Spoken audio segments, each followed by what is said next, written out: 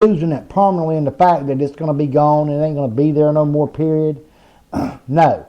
But we're on the verge of losing as a mainstream sport in America. And what I mean by that is it's going to be as popular as MLS, Major League Soccer, within the next 2 years if we ain't careful. All right?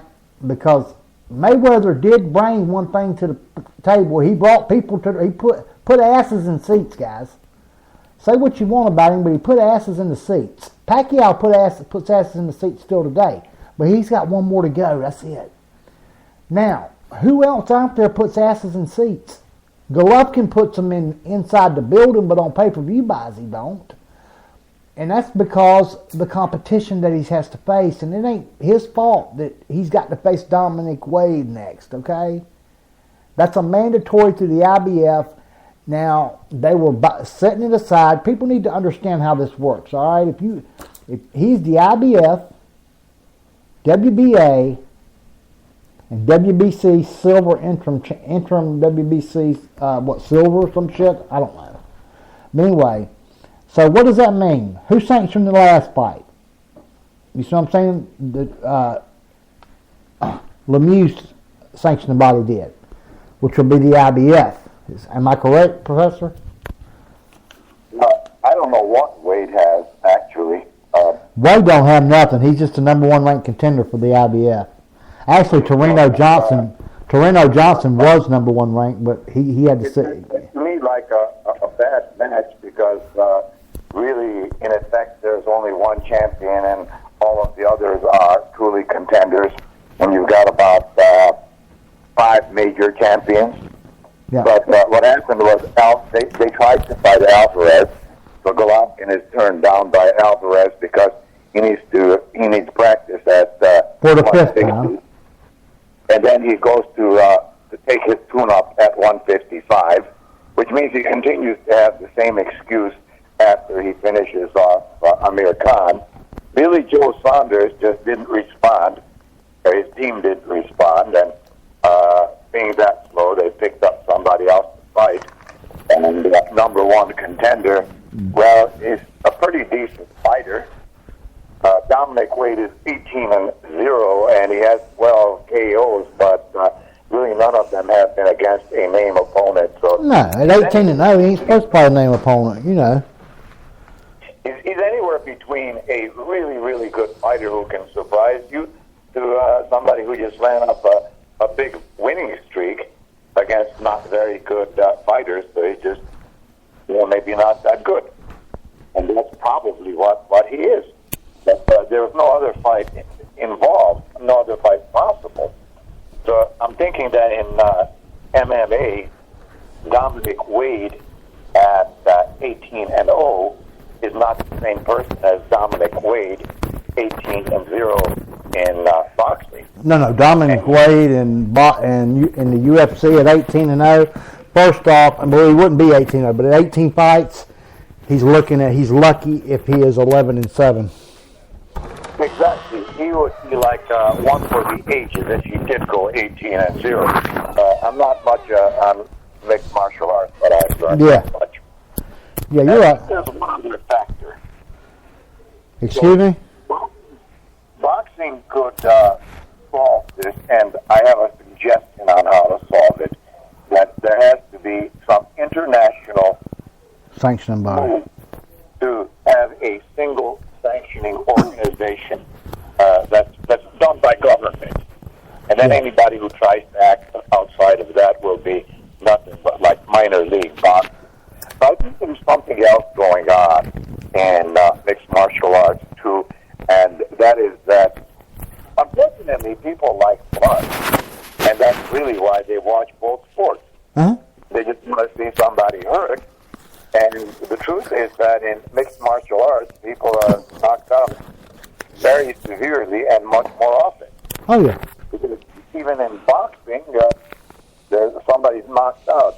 TKO, what did that mean? Well, he got knocked down, got up, took an 8 count, and maybe took too many punches and staggered a bit, and the referee stopped the fight.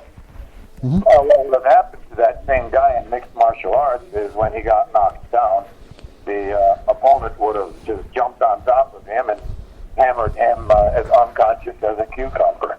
Until the ref threw him off of him. Yep, you're absolutely right.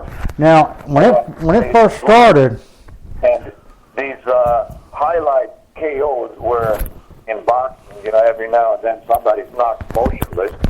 This is an everyday thing in mixed martial arts, and I think the fans like that. they do like I also think that if boxing didn't force somebody like Gennady Golovkin yet again to fight Dominic Wade or somebody like that, then I think that boxing wouldn't lose as many fans as it has. I agree with you, Professor, 100%. And everything you just said is dead on the money, which I am a UFC guy, and it isn't that I'm a UFC guy. Let me rephrase that. I'm a boxing fan first and foremost. Don't get me wrong. All right. I got into the UFC and this mixed martial arts more than anything because I started helping a couple of MMA fighters here locally on their striking. Okay, boxing in essence, proper footwork. How to fight off the back foot, how to do this. Different things. There's a lot more. Striking is a lot less technical in MMA than it is in boxing. All right. Now, is it one and the same? Yes and no. Now, let me tell you what I mean by that is you'll see guys that have exceptional boxing skills not do no good striking in MMA. All right? And the reason for that is this. The reason is that what happens is a lot of boxers stand with squared stance and so on and so forth. You understand what I'm saying? All right. A lot of boxers, but a lot of MMA fighters stand with that squared stance.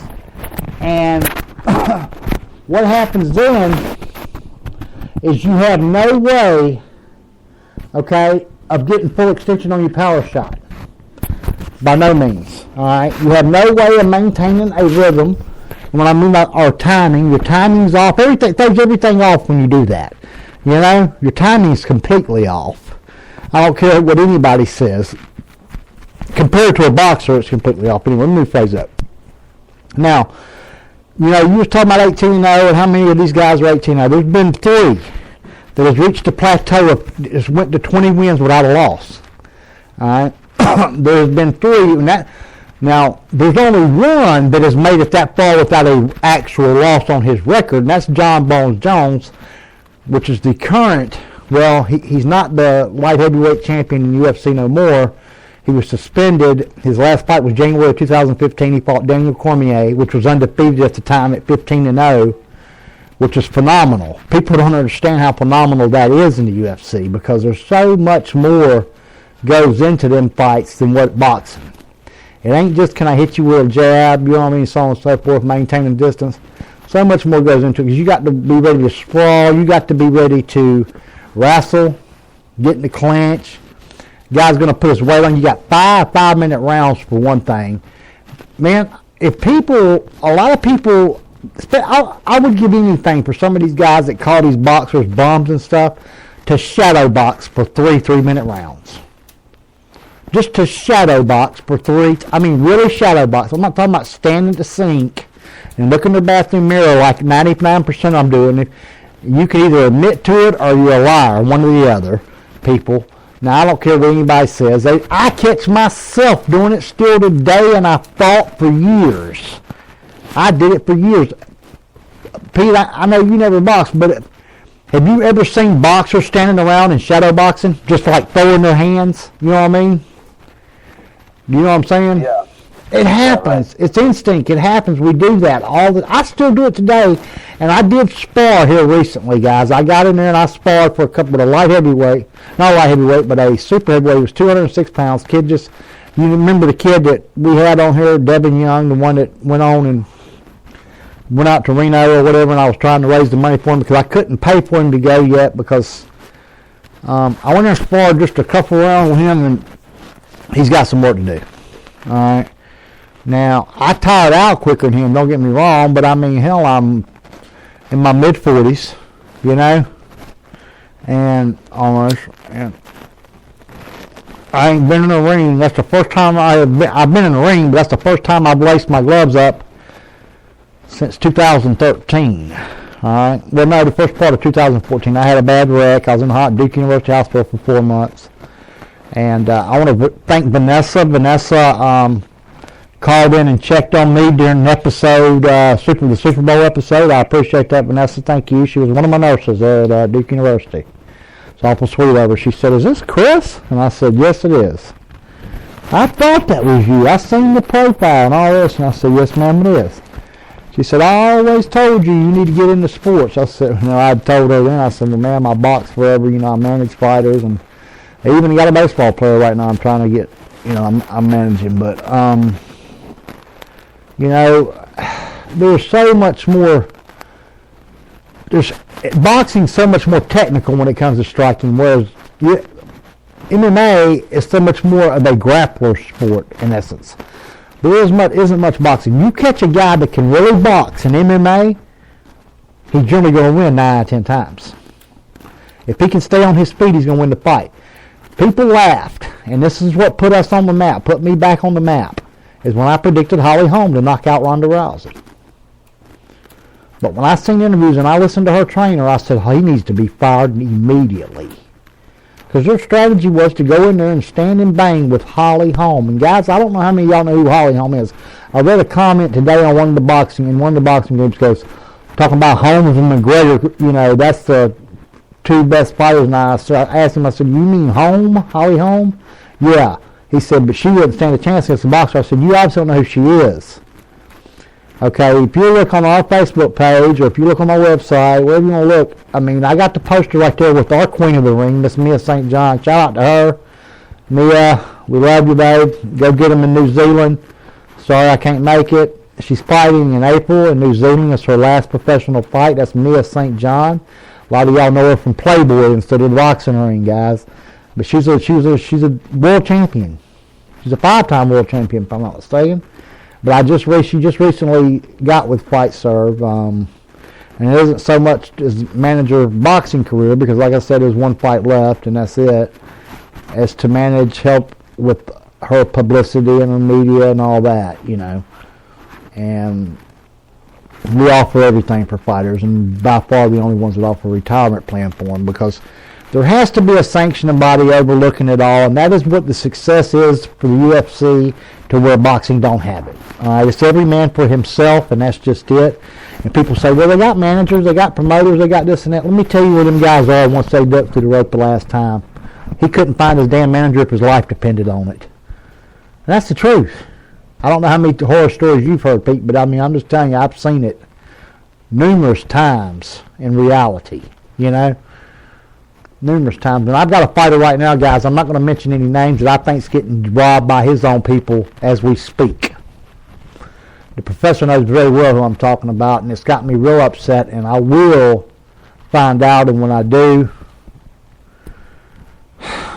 well, I don't know what I'm going to do, but it's not going to be, I don't know. I'm just real upset about it. And I see it's past our caller time. We're going to take a call here in the next 3 minutes. You got anything you want to say, Professor, real quick? You there?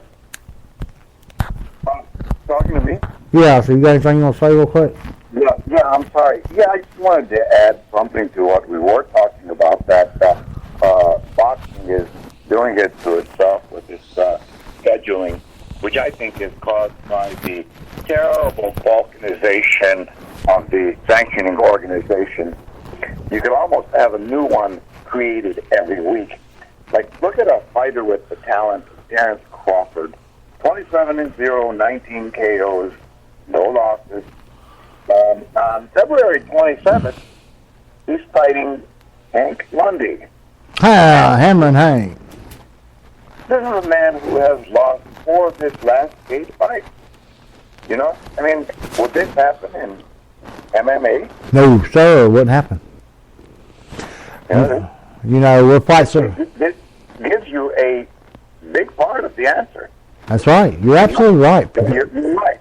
I think that what I said about how people being sanguinary and they really want somebody knocked out, not just outpointed, in acute weight, that may have something to do with it, but I think